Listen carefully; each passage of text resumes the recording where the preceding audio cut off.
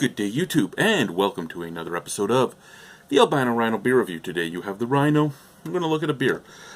I've pulled out 3 beers. I'm going to look at 3 beers. Luckily, they're all small beers. Thank you very much to Jordan for sending out some of these small beers. Because, yeah, it's smaller bottles, so I can do more than one. And we're going to fold up this box that is going to have Hoogly's Beer Reviews beer mail in it, come probably tomorrow. I have 4 beer mails to go out.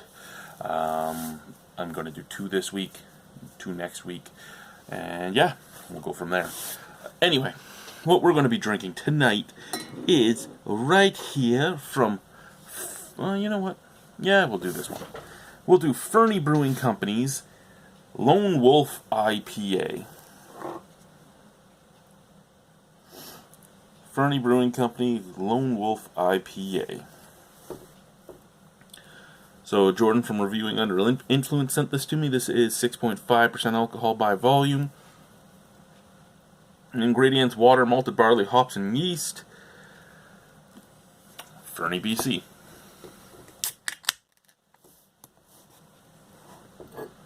Pour it into my Sam Adams taster glass. Thank you very much to the one and only Nicholas Pickles from Maxwell Stars Beer Reviews for sending me this glass.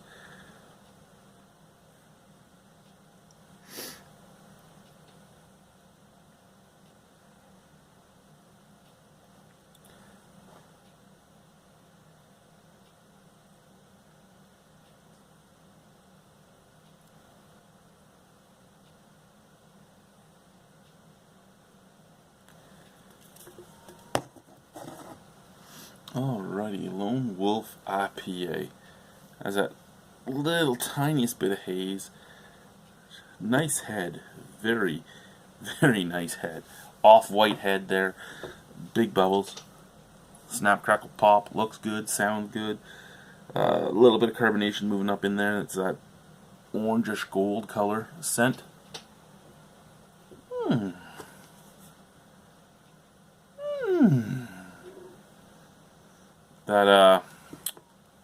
That grapefruit, orange, and body odor scent. And when I say body odor scent, I do mean like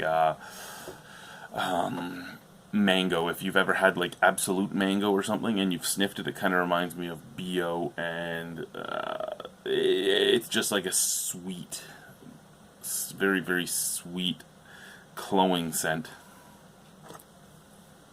I know, there's a lot of different body odors out there, okay? I've smelt a lot of them. I've smelt some sour ones, some sweet ones, some rancid ones. This is a mango scent that just reminds me of body odor for some reason. It always has. It always will. Let's drink the beer. Cheers.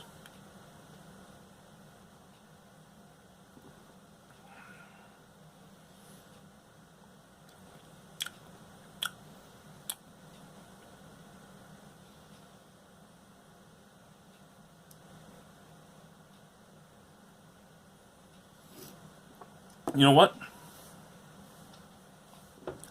It's not a bad beer. It's just, like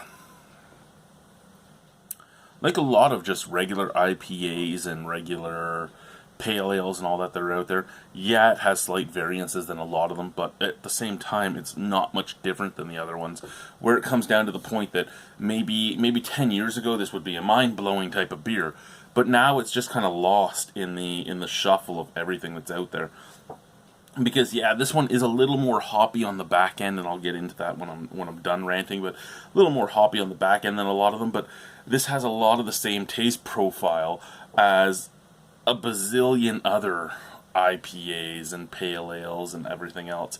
And I mean, that's the thing. A lot of breweries are using the same type of hops. Yes, at varying times of the boil and at varying amounts and all that. So things do get different, but they are similar. They are very similar, and that's the problem here. I mean, there's probably a good 30 varieties of hops that just are barely ever used, if at all, commercially in North America. And I mean, I understand that some hops are harder to get and some hops are more expensive and everything, but it might come down to the point where if you want to differentiate yourself, you're going to have to start using those type of hops. So, a little sweet syrupiness up the forefront. Then, it starts with the bitter. You get grapefruit and lemon peel, as well as almost like a caffeine pill, and a little bit of pininess. And that caffeine pill and the pininess is what stays on the back of the palate, and it just continues on the back of the palate, at the back of the tongue, and the throat.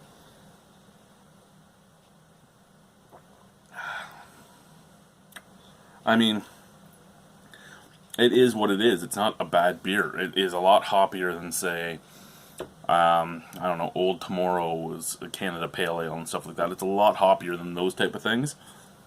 And this hop taste does build a little bit, but at the same time, it's just so similar to so many things that are out there.